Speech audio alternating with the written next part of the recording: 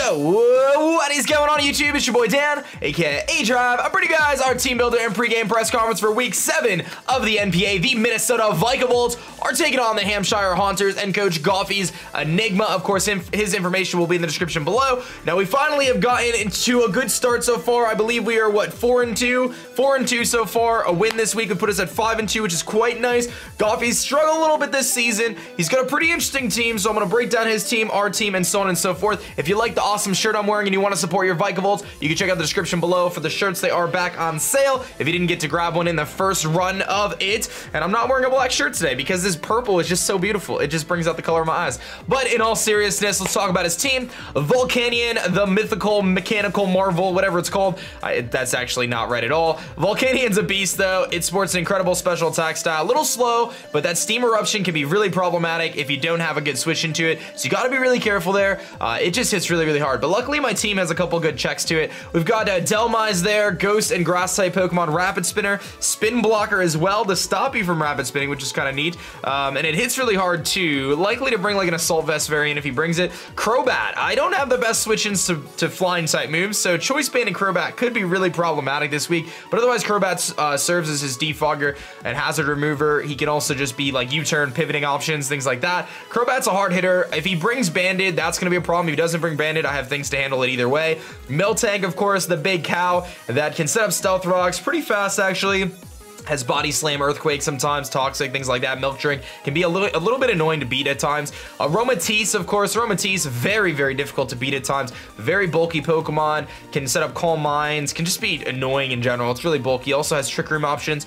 Piloswine, which is an Eviolite user, so very bulky. Ground type Pokemon with Eviolite. Tends to hit pretty hard too. It's got a decent attack stat despite being a not fully evolved Pokemon. I love Mamoswine. Piloswine isn't as cool, but definitely difficult to take down, especially if it gets up Stealth Rocks and you got to knock off that item to be able to really beat it down. Manaphy, one of the best Pokemon in the game, of course. Manaphy with that Tail Glow option to boost the special attack by 3 stages, making it very difficult to beat.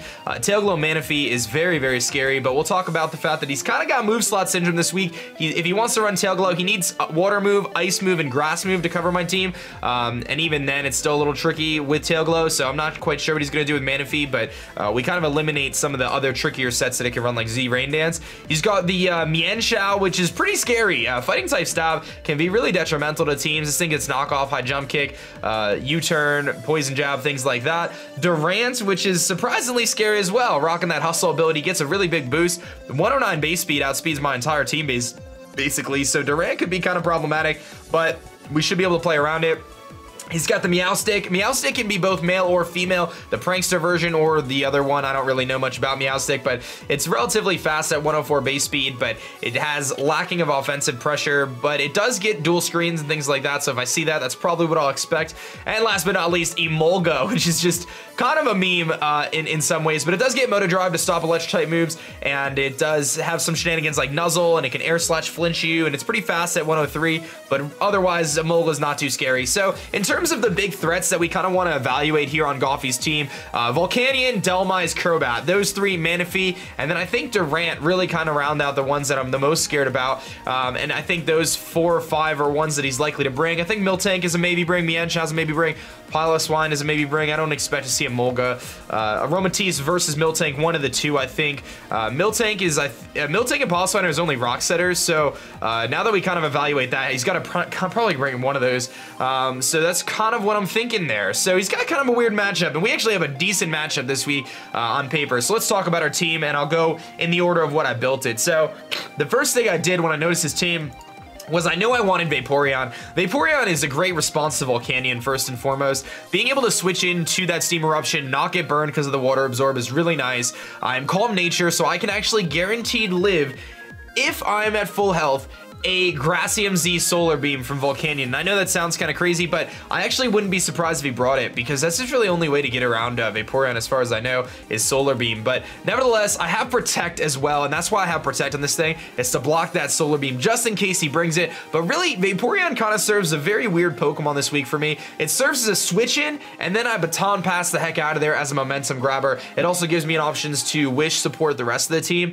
which you'll see here in a minute. But really, Vaporeon's job is to just switch switch into things, take the hit, and then get the heck out of there and get me into something that can put some offensive pressure on as well. The nice thing too is if he does bring that Choice Band and Crobat, Vaporeon does have the benefit of a crazy high HP stat, so Choice Band and Brave Bird is going to do a lot, but it's also going to do a lot of recoil to the Crobat and help me whittle that thing down if he does bring that. Like I said, Choice Band and Crobat is really scary against me as I don't have the best flying resist, which by the way, I do want to mention, someone asked me about this. I dropped this a few weeks ago, guys, but I don't think it was ever noted, but I did drop Gorbis on the team, and I picked up Barbaracle to get a flying resist and to get a different Shell Smasher. So just so you guys know, I have Barbaracle now instead of Gorbis. Not a huge deal, just something to note. So this is our Vaporeon set again. We're running enough special defense with the special defense boosting nature. A little bit of mixed defense there, but those Scalds could be really useful against a couple things, maybe get some burns. And the nice thing is I can take energy balls from Manaphy if he wants to set up on me, that's whatever, but I know I can take those energy balls and so on and so forth. And Vaporeon synergizes incredibly well with our next Pokemon here, which is Goodra, Slime Shady. Goodra, of course, the Sap Sipper ability, allowing it to take those grass type moves, just looking so good next to Vaporeon. And Vaporeon supports Goodra with those wishes, so that's what I really like about those two Pokemon together, and I'm really glad, as much as I liked Meteor just from a coolness factor, my boy Starboy, I really feel like Goodra is a really good fit for the team. So we're rocking our modest Sap Sipper Assault Vest Goodra. I feel like I've been bringing this every week, but it really works. It stops Manaphy. Manaphy at +3 can two-shot us with Ice Beam, but he has the Tail Glow, and then he's got to Ice Beam twice. In the meantime, I can Thunderbolt him, so not too worried there. And we have some Revenge Killers you'll see here momentarily, but Thunderbolt hits the Volcanion, the Manaphy, Flamethrower for the Delmize, has a chance to 2KO after rocks if he's Assault Vest, Sludge Bomb to hit a Aromatisse for some chip damage, potentially get a burn, Flamethrower of course hits the Durant, and Dragon Pulse just to hit things harder, just to get as much damage off as possible. I didn't want Draco because I didn't want to lower it, but this thing serves a great switch into Manaphy and an amazing switch into Volcanion too, because I don't have to worry about Steam Eruption burns. I resisted, and I'm just going to tank the hit. It's going to do barely anything. Plus I have, again, Wish support from Vaporeon, so it really just looks well for Goodra here, and I think it's going to put in some work this match. Next Pokemon, another good matchup is going to be Eclipse. Necrozma here is looking great this week. Pretty much max HP, max defense, bold, so we want to be super physically bulky, but we're bringing that Calm Mind, and because he doesn't have a Dark type, I am just able to bring Psychic. I don't have to bring any other coverage moves. I've pretty much just been bringing Necrozma with Psychic anyway, or single attacking, because I use him as like kind of a defensive Pokemon. But this week he can definitely put in some work offensively too. If I can get some Calm Minds up, this thing could be pretty scary. Obviously Delmize kind of shuts it down, and we have some problems against things like Durant, but otherwise, after a Calm Mind or two, he's got very few options to beat this thing. Moonlight keeps me healthy. I can take 2 Brave Birds from Choice Band and Crobat if he's Jolly. If he's Adamant, I have a little bit of a harder time there, but even so, it's very difficult for him to beat Necrozma even with Banded Brave Bird, and I one-shot it with Psychic most of the time. Does like 95 to 110, so we know that Psychic's going to do a lot to him, and obviously we can take some hits from things like Manaphy and Volcanion if we need to, and that Calm Mind is just going to come in very, very handy. That just Psychic Stab is just going to really, really good, and getting up those Stealth Rocks will be really nice, especially for Crobat, especially for Volcanion. Getting that chip damage against this team is going to be crucial, so that's going to be one of the primary key focal points this week, is to get those Stealth Rocks up and allow our Necrozma to come in and act as a pivot and put some pressure on with those Psychics. And if mid to late game I can click Calm Mind and really put some super pressure on, that could be super clutch as well. Our next Pokemon does really well this match. Rafiki, of course, looking awesome as ever. Rafiki running U-turn, close combat, Flare Blitz, Gunk Shot, and we're running Fightinium Z. Finding the right item this week was a little bit tricky. I was going to run like Electrium Z with Thunder Punch, but I found that Fightinium Z close combat does more anyway. So Fightinium Z close combat against Volcanion and Manaphy doesn't quite secure the KO, but it's pretty darn close. It gives us something to hit those hard. Without Life Orb, we still one-shot standard Delmize with Flare Blitz, Gunk Shot for things like Aromatisse just in case, and otherwise we're just clicking Flare Blitz or Coast Combat or U-turning out. Obviously we can't really touch Crobat aside from a Flare Blitz, but at the same time, like, Crobat's gonna outspeed us anyway and force us to switch out, so we're gonna be U-turning regardless, so it's not too big of a deal.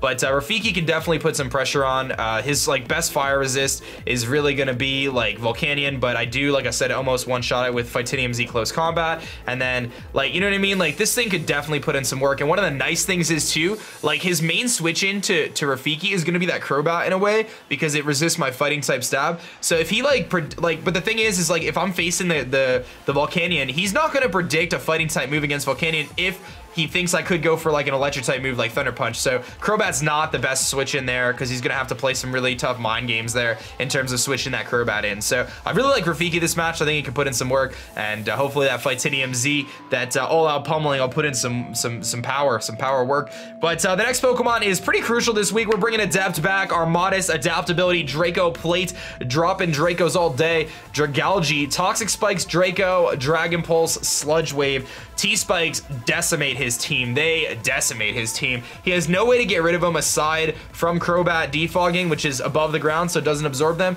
and Dhelmise spinning. And if Dhelmise is the way he gets rid of them, Dhelmise is going to get worn down by those T-Spikes as well, and that extra chip damage could prove to be crucial. Let's not forget, he has no switch-ins to this thing. Draco Meteor one-shots Durant. That's his only switch-in. Sludge Wave destroys Aromatisse. I got a little bit of speed on there to creep over Piloswine just in case he tries to be tricky with that thing. Throw a little speed on there. But I did creep up to outspeed Piloswine. We're going to outspeed Dhelmise unless he just runs max speed.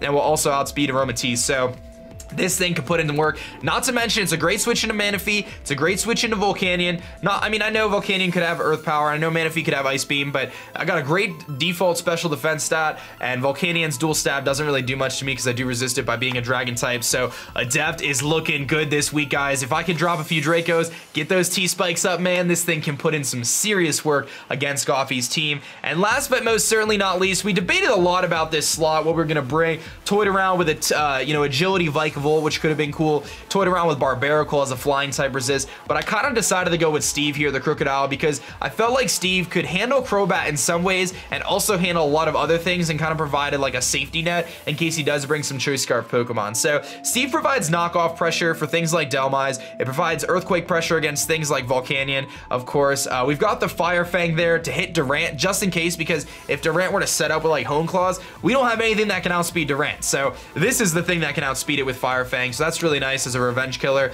And I do outspeed Crobat as well and pretty much one-shot it with Stone Edge. So I have Intimidate instead of Moxie specifically for Crobat. That way I can switch into Crobat, get the Intimidate off, ensure I live a Brave Bird under any circumstances. Just allow me to take that hit a little bit better, and then we can fire off a big Stone Edge, hopefully not miss. But otherwise, this is Crook, this is Steve. He's putting in the work. I really think this is going to be a good Pokemon this week. Having that Choice Scarf is crucial, and he might be thrown off by the fact that we're Scarf because I'm Intimidate instead of Moxie, so that could also come in handy. But again, it just serves as a check to his Scarfers if he does have to bring Scarf Volcanion or Scarf, I'm sorry, not Durant, but not Durant. Yeah, if he brings Scarfers like Volcanion and Manaphy specifically, or if he brings Durant, that's what I'm really trying to say. I have something to outspeed Durant because nothing on my team can outspeed it, and we can hit it with a Fire Fang. So that's the team right there. Main strategy, get those T-Spikes up. Stealth Rocks is going to be crucial, especially if he doesn't bring Dhelmise. If he does bring Dhelmise, again, T-Spikes will help me wear it down. If he wants to defog him away, waste your turns, man. I don't care. We got some great switch-ins to that stuff. Obviously, like I said, Necrozma, Krookodile can take on the Crobat relatively well.